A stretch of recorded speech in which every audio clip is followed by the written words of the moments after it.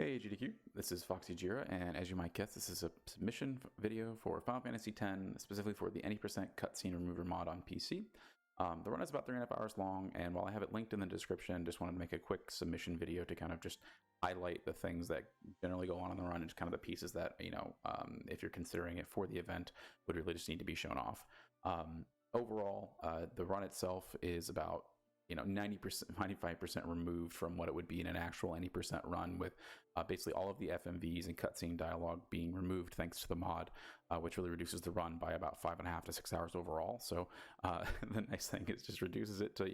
pure high octane JRPG gaming that you usually don't get to see in a lot of bigger marathons like this. So the run in recent years has changed from primarily using Riku's Mix Overdrive, specifically the 3049s, to actually maximizing unit strength stat, which maximizes the last story progression summon that we get, Bahamut, so we can basically almost one-shot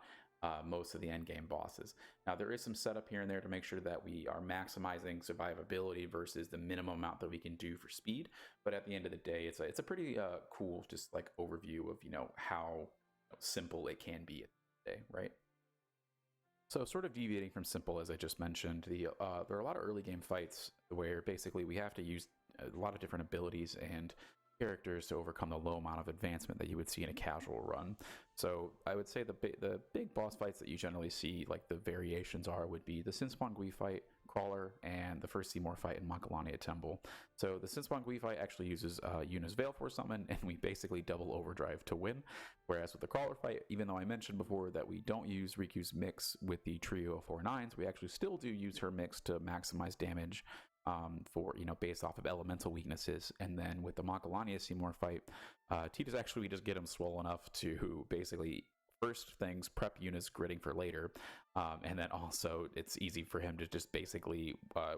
3 to 4 hit each phase of the boss, basically, depending on what we're using. So pretty fun to kind of see all the differences there. For the non-combat pieces, though, there are some fun things to show off, especially Blitzball, especially when you get into things like Josu trains, or specifically how we want to only score once to minimize the amount of actions that we're taking and dialogue boxes that are popping up with all of that stuff. So just kind of reducing that overall time that we're spending outside of the timer advancing, as well as the gridding pieces, which are really cool and just, I guess, unique, that you wouldn't see a lot of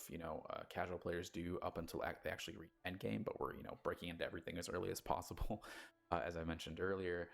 with kind of getting that min-max of as little gridding as possible to be able to maximize damage. And then also, one cool thing about the mod itself is that it's really easy to turn off. You can actually just open up the application and close out of it. So for something as like an incentive of like changing, the names of all the different things like Titus, Veil for Ixion, which is used in a small portion of the run, and Bahamut, we can also go through and turn off the mod basically, and for example, show the laughing scene, which would be like at least in my opinion, a very fun donation incentive. So to end this, Final Fantasy X is actually one of my favorite games ever made, so to be able to show it off at a GDQ would be a huge honor, but obviously can't always go that way. But either way, they'd love to show it off, really provide this experience to others, and kind of show how really accessible Final Fantasy X has become overall as a speed game, really, for newer runners and just people that are interested in running JRPGs in general. Overall, like I mentioned in the description, is my actual latest PB, and there's the entire run. So if you want to check that out, feel free. And yeah, hope this is a good submission video to watch.